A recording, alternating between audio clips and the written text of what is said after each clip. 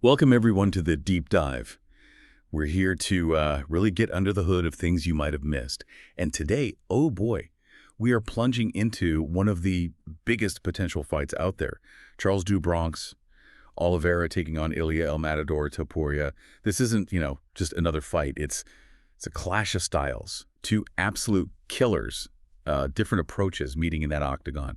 So our mission today, really figure out who might win and maybe more importantly, why, by digging into all the info we've gathered. Exactly. And the way we'll do that is by really breaking down everything we've got. We're looking at their strengths, their potential weaknesses too, plus the stats, the numbers behind it all, and trying to visualize how this fight could actually play out based on all that intel. Right. Okay. So to really get this, we got to look at the guys themselves, the architects of violence, as you might say. Yeah. Let's start with Charles Oliveira. I mean, former lightweight champ, holds the record for most subs in UFC history. That's huge. And if you've watched him, especially since, 2018, he's been on fire. Just look at the names. Poirier, Chandler, Gaethje, he even rocked Islam Makhachev, right, before he got caught, obviously.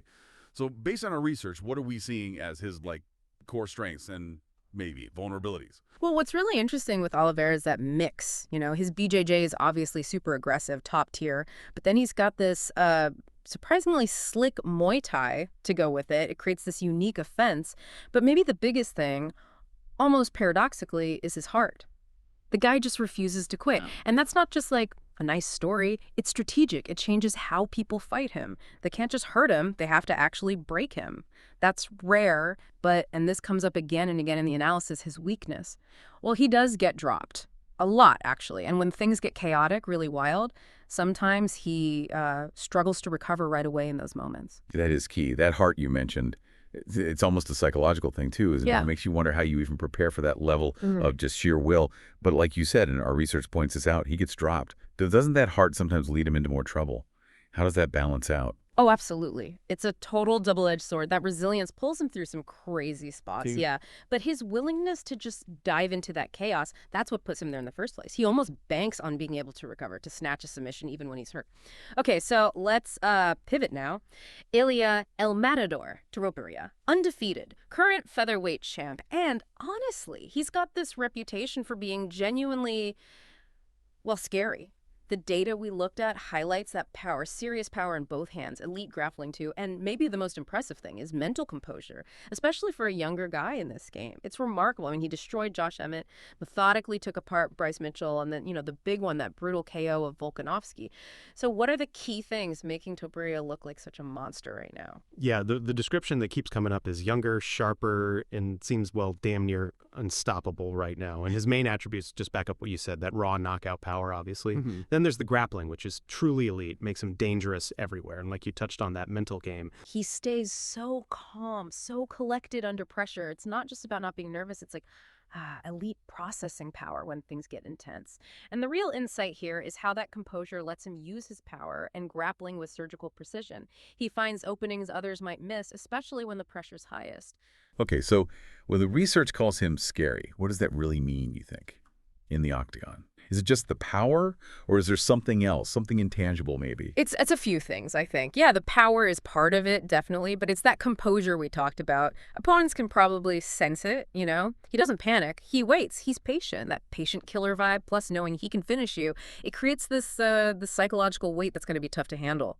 All right, so we've looked at them individually. Now, let's bring in the numbers, the cold hard data, see how they stack up. Okay, Charles Oliveira, 34 wins, 10 losses. And get this, 21 submissions, 9 KOs. The stats really scream kill or be killed, right? He pushes for that finish. Then you got Ilia Topuria, perfect record, 15-0, 8 knockouts, 4 submissions. Impressive stuff. And if you connect those numbers to their styles, Topuria's core approach is, patient but explosive boxing, right? But he's also got that ground game, which people maybe underestimate sometimes. So this brings us right to the clash of styles, the fundamental difference. Oliveira, dangerous everywhere, yes, but he takes damage getting there. That's his pattern. Topuria, on the other hand, he tries to avoid danger, stay calm, look for those clean counters. So this raises the big questions, doesn't it, for you listening? What happens if Charles just comes out wild like he did against Gaethje? Maybe Chandler. Could he get clipped early? But then what if he can survive that early storm? What if he manages to get Topuria down to the mat? Then things could change. dramatically. Yeah, exactly. So we got the strengths, the weaknesses, the numbers. Now, the really interesting part, how might this actually look inside the octagon? Let's try and visualize the most likely ways this fight could play out based on what our research suggests. Okay, so the findings kind of point to three main scenarios. Scenario one, and this is seen as the most likely, is Topuria by KO or TKO. The thinking here is, like you said, Charles pushes that pace, often gets tagged early doing it. If that happens against Topuria, he's shown he capitalizes big time. Ilia's footwork, his timing, those counter hooks, they seem tailor-made to catch Charles diving in, you know? And the timeline projection for this, probably round one, maybe round two. Right, so a quick explosive end potentially. But what about Oliveira's biggest weapon, that submission game? Does the analysis see a way for Dubronx to get it there? Oh, for sure. That's scenario two, Oliveira by submission. The path here looks like Charles needs to weather that early striking storm, survive it. Then he needs to manage to get inside, clinch up, get into Topuria's body, as the analysis puts it. If he can do that, he might just drag Ilia into deep waters, into a real BJJ battle. And the crucial factor, Ilia just hasn't faced anyone with Oliveira's level of jiu-jitsu IQ. It's a different world down there with Charles. Our research is pretty emphatic on this. If Charles gets the back, it's game over. Simple as that. This seems most likely maybe round two or round three if it happens. Game over. Wow. Okay, and is there any chance this goes the distance, like a 5-round strategic battle? Well, yeah, that's scenario three. Topuria wins by decision. But the analysis suggests this is less likely. How could it happen? If Ilia decides to play it safer, maybe he respects Charles at grappling that much. He'd have to use his striking defensively, maintain range, pick Charles apart round by round without overcommitting or getting taken down. It would mean really controlling the distance, avoiding those dangerous scrambles at all costs. That's a really clear breakdown of the possibilities. But hearing that, especially the too much mileage comment about Charles, it makes me wonder, does the data suggest Charles could, adapt his style, try to be safer against a precision striker like Topuria? Or is it just about trying to endure the damage? That's a really sharp question. And based on our deep dive, it seems more like the latter. It's about endurance and leveraging his own unique strengths, even if they invite chaos. The compiled analysis doesn't really point towards a big stylistic change from Charles, like him suddenly becoming super defensive. It seems to focus more on his proven ability to absorb that damage precisely to create his own opportunities.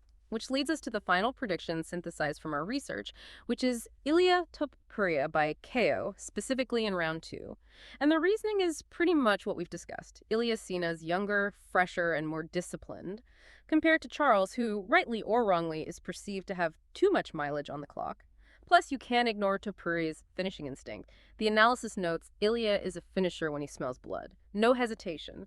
But, and this is a big but, the insights always add that crucial reminder about MMA's unpredictability. You know, one scramble, one rear naked choke, and he could flip, just like that. Wow. What a fascinating fight this could be.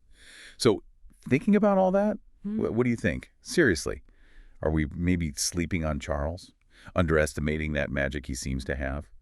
Or is Ilia Topuria just the real deal, unstoppable right now? We've laid out the strengths, the weaknesses, the numbers, the potential paths to victory here. Hopefully this deep dive gives you a much richer sense of the strategy and skill that goes into these huge fights. Exactly, because understanding these finer points, looking past just the highlight reels, it really does deepen your appreciation, your knowledge of the sport. You start seeing the chess match, right? Not just the big moments. It really shows that, you know, in combat sports, the stats tell one story, but that human element, the will, how they adapt in the moment, is just as critical. So maybe the final thought for you is, what unexpected thing, what X factor, not easily measured, do you believe could truly swing a fight like this one?